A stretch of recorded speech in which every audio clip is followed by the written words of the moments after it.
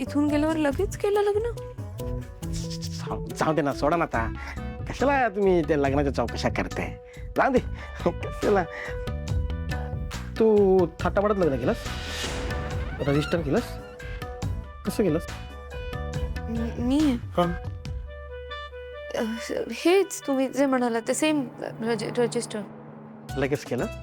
नाही, मी बेळगावात होते तेव्हा ते जे व्यंकटेश जी आहेत ना, त्यांच्या आई म्हणजे अम्मा, त्यांची इच्छा होती की मी त्या घरची सून व्हावी. अच्छा, अम्माची इच्छा होती म्हणून लग्न केलं. होती ना, माझी पण होती, व्यंकटेशजींची पण होती, म्हणून लग्न केलंय आम्ही. केलं ना नक्की लग्न? मी खायला आणते मी यांच्यासाठी. खाल्ल्यावर त्यांना बरं वाटेल, मी खायला घेऊन येते.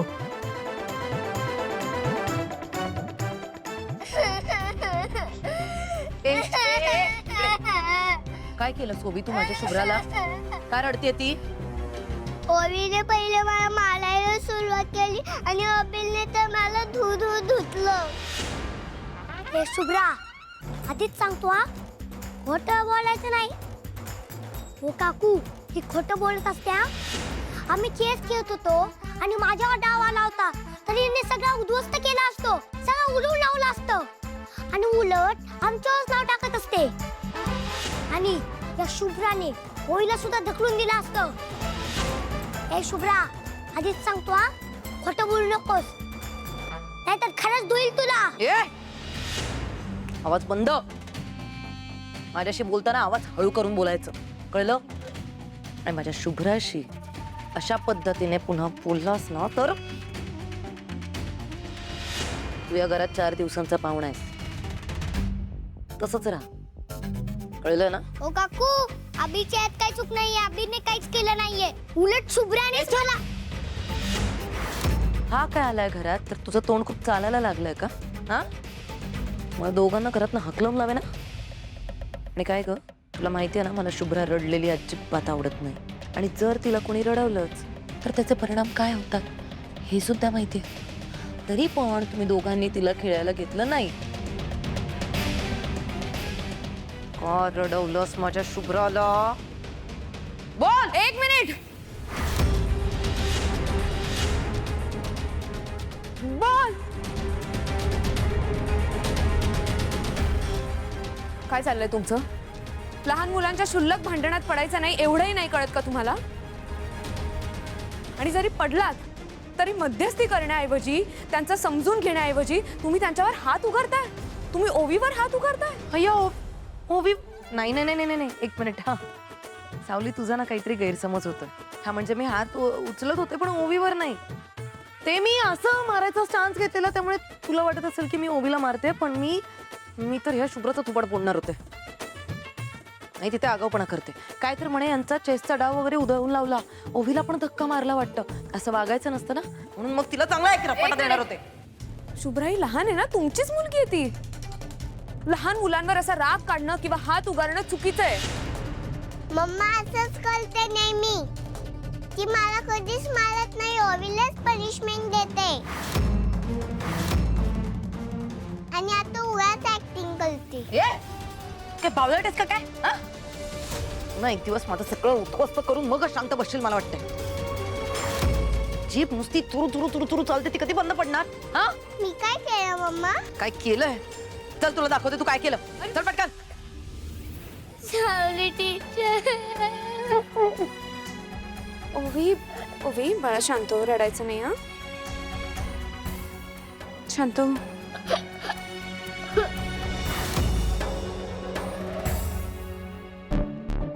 ओवी बाळ, ये ये ये बाळ, ये. आई आहे ना इथे? हो, नाही रडायचं बाळा, शांत हो. आपण नंतर शिक्षा देऊ हं तिला. शांत हो. हो हो, शांत.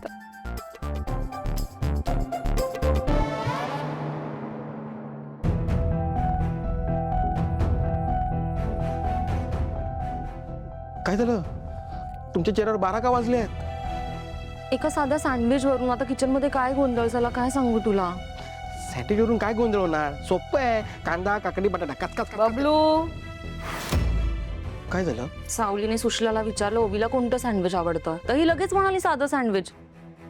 पण सावलीने कन्फर्म सांगितलं की ओवीला टोस्ट सँडविचच आवडतं. कसं बसं सांभाळून घेतलं आम्ही. आता मगाशी लॉबीमध्ये मोनिकाने ओवीवर हात उचलला तर सावलीने लगेच तिची कान उघडणी केली. पण सुशीला आई असून तिला काहीच का बोलली नाही, म्हणून सावलीला परत संशय आला. मला पण तिने सरळ विचारलं, सारंगचं आणि सुशीलाताईचं लग्न थाटामाटात झालंय का? प्रश्नाचे उत्तर देता येता माझा घाम थाटामाटात आला होता. मी सांगितलं रजिस्टर केलं म्हणून सांगितलंय, तुम्ही पण तेच सांगा, विसरू नकोस. आई आणि सुशीला जेव्हा पहिल्यांदा सारंगला एक मिनिट मला एक गोष्ट कळत नाही की तुम्ही दोघही जण तिथे असताना हे सगळं घडलंच कसं? हां, तुमचा काय उपयोग मग? तुम्हाला माहिती आहे ना सावलीवाणी कशी आहे. असे ते प्रश्न विचारते ना की समोरचा माणूस गार पडलाच पाहिजे. मी तुम्हाला सांगतोय हे जास्त वेळ टिकणार नाही, आपण काहीतरी पकडले जाणार. हो आई. मला सुद्धा तीच भीती वाटते. हे सगळं व्हायच्या आधी ना काहीतरी ठोस करायलाच पाहिजे आपण. हो, खूप खूप भीती वाटते मला आता. सारंग सरांची अशी अवस्था असताना हे असं खोटं नाटं वागायचं, हा असा बनाव रचायचा, नाही नाही, मला नाही जमणार. आयडिया, माझ्या भन्नाट आयडिया सांगू. आपण सुशीलाताईला केससाठी बाहेर पाठवूया. जोपर्यंत सारंगदादा बरा होत नाही तोपर्यंत सुशीलाताई बाहेर. बबलू, खरंच खूप चांगली आयडिया आहे. म्हणजे ही सुशीला जर का सावलीच्या डोळ्यासमोर नसेल तर कदाचित तिला काही प्रश्नच पडणार नाही. एक काम कर, तू आजचा दिवस प्लीज सांभाळून घे. उद्या मी तुझी जायची सगळी सोय करते. आणि तू गेल्यानंतर सावलीला खडसावून सांगते, आमच्या पर्सनल मॅटरमध्ये, आमच्या घरातल्या गोष्टींमध्ये अजिबात नाक खुपसायचं नाही. तुला ज्या कामासाठी आणलंय तेवढं काम फक्त कर. काय?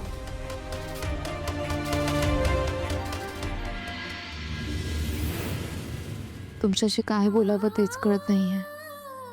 नेहमी तुम्हीच बोलायचात आणि मी ऐकून घ्यायचे. किती छान बोलायचात तुम्ही. किती चांगल्या चांगल्या गोष्टी मला समजावून सांगायचात. पण आता बघा, मी एकटेच बडबडणार आणि तुम्ही एक शब्दही नाही बोलणार. मला तुमच्याशी असं एकतर्फी बोलण्याची सवय नाहीये सारंग. तुम्हाला आठवतंय त्या दिवशी इथून निघताना मी किती भांडले होते तुमच्याशी.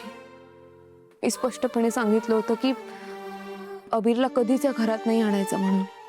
पण आज बघा, नशिबाने मला आणि अबीरला स्वतःच्या घरात आणलं. आता तरी उठा ना सारंग तुम्ही. तुम्हाला तुमची सावली हवी होती ना, मग तुमची सावली तुमच्या बाजूलाच आहे, तुमच्या जवळ आहे. उठा ना प्लीज. आपल्यात एवढं सगळं होऊन गेलं, एवढे वाद झाले, आपण एकमेकांपासून दुरावलो गेलो, तरी तुम्ही अजून माझंच का नाव घेताय हो? बोला ना सारंग. म्हणजे काय एवढी मोठी चूक होती हो की तुम्ही माझ्यावर हात उचललेलात? का केलं तसं? मी आले होते तुमच्याकडे आपल्या आयुष्यातली एवढी मोठी आनंदाची बातमी घेऊन, ज्याने आपल्यातले सगळे वाद मिटले असते सारंग.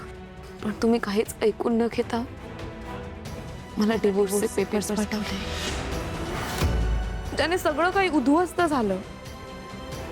ही काय बडबडते वेड्यासारखी? डिवोर्स पेपर्स तर हिने स्वतःहून पाठवले होते. सारंगने कधीच डिवोर्स मागितला नव्हता. मग सावली असं का म्हणतेय? काय आहे हे सगळं? पण सावली सारंगशी कधीच खोटं बोलणार नाही.